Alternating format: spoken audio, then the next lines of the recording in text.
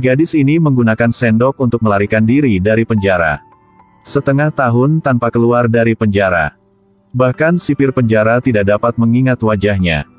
Ketika atasan memeriksa situasi di sekitar penjara, gadis itu tiba-tiba menghilang. Mencari di seluruh penjara tetapi tidak dapat menemukannya dimanapun, tidak tahu bagaimana dia keluar dari penjara. Mereka tidak punya pilihan selain mengundang seorang detektif untuk menyelidiki. Menemukan di tempat ini ada sebuah sedok yang telah berubah bentuknya. Menggunakan koran untuk menutup lubang. Ketika merangkak setengah jam menyadari pada dasarnya bukan ada jalan keluar di dalam lubang ini. Jadi bagaimana gadis itu bisa lolos dari penjara? Dan mengapa menggunakan sendok untuk menggali lubang yang begitu panjang? Dia mengambil barang basah dan memasukkannya ke mulut sipir penjaga. Tiba-tiba menemukan tanah ini sedikit asin. Ternyata gadis ini biasa makan nasi setiap hari dan memasukkannya ke dalam lubang. Kemudian ambil tanah yang telah digali dari lubang tersebut dan sebarkan melalui jendela penjara. Terakhir, letakkan selapis rebung di koran, isi lubang. Tunggu sampai atasan memeriksa sel. Gadis itu menyelinap keluar dari penjara. Mengambil kesempatan ketika sipir tidak memperhatikan, dia berbaring di bawah mobil atasan.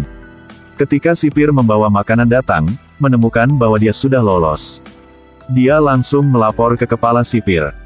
Karena untuk melindungi posisinya, kepala sipir segera membuat alasan untuk mengundang atasannya pergi. Ketika mereka menemukan ada lubang dan memeriksa, gadis itu melarikan diri dari hukum. Pada saat inilah detektif Song Lu menerima surat dari gadis itu. Disuruh pergi ke tempat yang ditentukan untuk menangkapnya. Ketika dia bertemu gadis ini, dia mengatakan dia telah melarikan diri dari penjara karena dia ingin membalaskan dendam orang yang dicintainya. Di bawah pesona dan aransemen gadis itu, Song Lu benar-benar terpikat. Dalam perjalanan pulang, tiba-tiba ada seorang turun dari langit. Song Lu segera mendekat untuk memeriksa, menemukan orang itu telah mati di tempat. Ketika dia menoleh, dia menemukan bahwa gadis itu telah menghilang tanpa tahu kemana dia telah pergi. Ini adalah kota yang mengerikan. Orang-orang di sini sering melompat dari lantai untuk membunuh diri. Polisi menyelidiki berkali-kali tetapi tidak berhasil apapun. Untuk mengklarifikasi penyebabnya, Song Lu pergi ke tempat kejadian untuk menyelidiki. Polisi mendekatinya, membawanya ke kantor polisi tanpa mengucapkan sepatah kata pun. Di tempat ini dia harus menanggung penghinaan dari polisi. Mulai menganalisis catatan kriminal, jika dia mendorong korban ke bawah, tidak akan ada hanya satu jenis tanda sepatu. Polisi menduga korban dibunuh lalu dilempar ke bawah. Namun dari lidah korban yang terluka, bisa ditebak saat terjatuh ke tanah. Karena terlalu sakit, ia harus menggigit lidahnya untuk bunuh diri. Namun dari bekas sepatu di TKP yang ditemukan sebelum korban lompat dari gedung, dia telah berbicara dengan orang lain. Tapi siapa orang itu? Song Lu segera pergi ke tempat korban tinggal dan menemukan bahwa hanya ada beberapa orang yang tersisa di desa ini. Mengetahui informasi dari orang-orang, Bos Gao diperintahkan untuk membunuh semua penduduk desa untuk mendapatkan kapas penduduk desa. Sejak saat itu, karyawan pabriknya sering ada orang melompat dari lantai. Ketika semua orang bingung, seorang profesor tiba-tiba muncul. Dia ingin bertanya tentang alasan kasus melompat dari balkon. Jiang An yang berada di penjara setahun yang lalu diminta untuk mengatur permainan kertas. Disukai semua orang. Jawaban dari 2 kali sebelumnya ditemukan dengan sangat cepat oleh orang lain. Tetapi pada akhirnya, hanya profesor yang dapat menemukan jawabannya. Tapi jawabannya sama dengan tulisan darah di baju korban. Mungkinkah itu semua rencana Jiang An? Pada saat ini, polisi menemukan seekor anjing keberuntungan yang selamat di desa. Dia segera memanggil para peserta dalam permainan lipat kertas. Ketika anjing berjalan di samping Gao Liang, ia tidak berhenti menggonggong. Song Lu melihat itu dan tahu itu pasti ada yang tidak beres.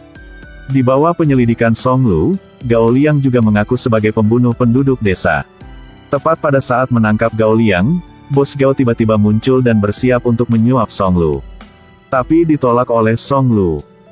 Jiang An tiba-tiba muncul, ketika Song Lu bertanya padanya apakah semuanya disebabkan olehnya.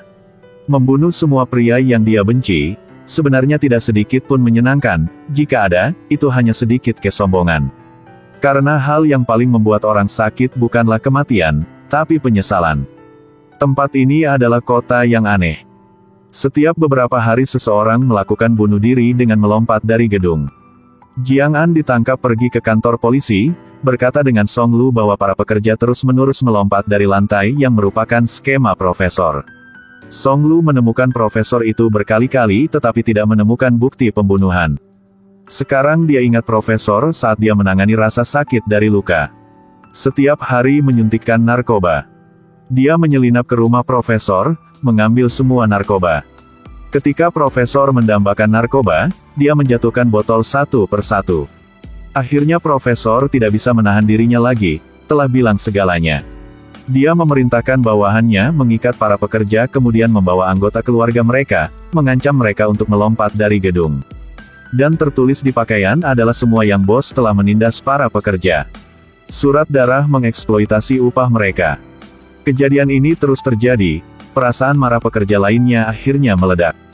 Mulai turun ke jalan untuk memprotes. Tetapi tujuan dia melakukannya adalah untuk membantu bos mengangkut emas keluar. Pada saat inilah membawa profesor ke kantor polisi, sebuah insiden terjadi lagi. Mereka jatuh ke dalam perangkap yang diletakkan profesor. Profesor tiba-tiba, bom, polisi telah mati. Pada saat ini dia berkata, ada juga bom di lokasi protes. Apakah Anda ingin menangkap saya atau menyelamatkan orang? Mereka segera pergi ke kelompok protes untuk menemukan bom itu. Di sini, Bos Gao mengambil kesempatan selama kekacauan, bersiap untuk membawa putranya melarikan diri. Dia pergi ke kantor polisi untuk menembak mati sipir penjara dan menyelamatkan putranya. Jiang An dipukuli secara brutal. Dia bertanya mengapa dia membuat rencana seperti itu. Jiang An menunjuk pria itu lagi, mengatakan itu semua yang Gao Liang perintahkan untuk dia lakukan. Saat ini Gao Liang mengeluarkan senjatanya dan mengarahkannya ke Jiang An. Pada saat ini, profesor memulai kereta, mendengar kereta berjalan, Bos Gao setengah percaya dan setengah ragu untuk pergi ke depan untuk memeriksa situasi. Pada saat ini, Jiang An meremas pistol di tangan Gao Liang dan menembak dirinya sendiri. Bos Gao berbalik dan melihat bahwa Jiang An telah tertembak, jadi dia sepenuhnya mempercayai kata-katanya. Dia langsung menembak anaknya. Melihat putranya mati di bawah pelurunya, dia tiba-tiba tersadar. Dia memeluk putranya dan menangis dengan sedih. Jiang An akhirnya membalas dendam. Di sini, karena mantannya memiliki pendengaran yang sangat kuat, sehingga segera menemukan bom di peti mati. Setelah mengeluarkan bom, dia segera mengejar profesor. Di tengah jalan kereta terbalik semua emas jatuh ke tanah. Kehilangan semua emas, profesor runtuh. Ketika Song Lu pulang dari departemen polisi, menemukan ada kertas di dalam sakunya. Setelah membukanya, menyadari di dalamnya kosong sama sekali. Dia memeluk mayat Jiang An dan menangis.